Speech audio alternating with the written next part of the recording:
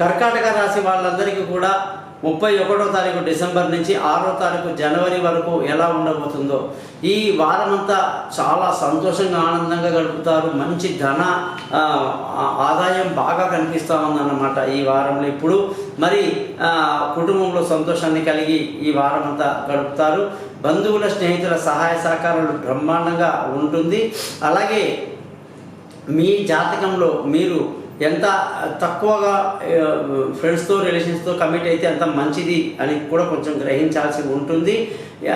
కర్కాటక రాశి వాళ్ళ యొక్క సొంత ఇల్లు కానీ, వాహనాలు కానీ, విలువైన వస్తువులు కానీ కొనడానికి మంచి అనుకూలమైన వాతావరణంలో ఈ వారం కనిపిస్తూ ఉంది. పిల్లల యొక్క ఆరోగ్యపరమైన విషయాలు కొంచెం జాగ్రత్తలు తీసుకోవాలి. దూర ప్రయాణాల విషయంలో జాగ్రత్తలు తీసుకోవాలి.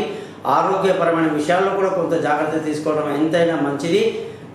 ఈ వారం కర్కాటక రాశి వాళ్ళకి అష్టమ శని ప్రభావం వల్ల కాస్త వాహనాలు నడిపేటప్పుడు ఆరోగ్యపరమైన విషయాల్లో అజాగ్రత్త ఉండడం మంచిది కాదు.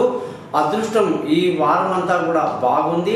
తండ్రి సహకారంతో అన్ని పనులు పూర్తి చేస్తారు. పెద్దల సహకారం బాగా ఉంటుంది.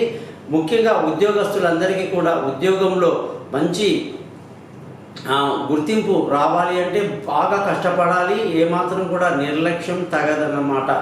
ఇక వ్యాపారస్తులకి ఈ వారంలో వ్యాపారంలో మంచి లాభాలతో చాలా ముందుకెళ్తారు. ముఖ్యంగా ఫుడ్ ఇండస్ట్రీలో ఉన్న వాళ్ళందరికీ కూడా మంచి లాభాలతో ఈ వారం గడుస్తూ ఉంది అని చెప్పాలి. ఇక ఈ వారం ఖర్చులు మీకు అధికంగా ఉండే అవకాశం లేకపోలేదు.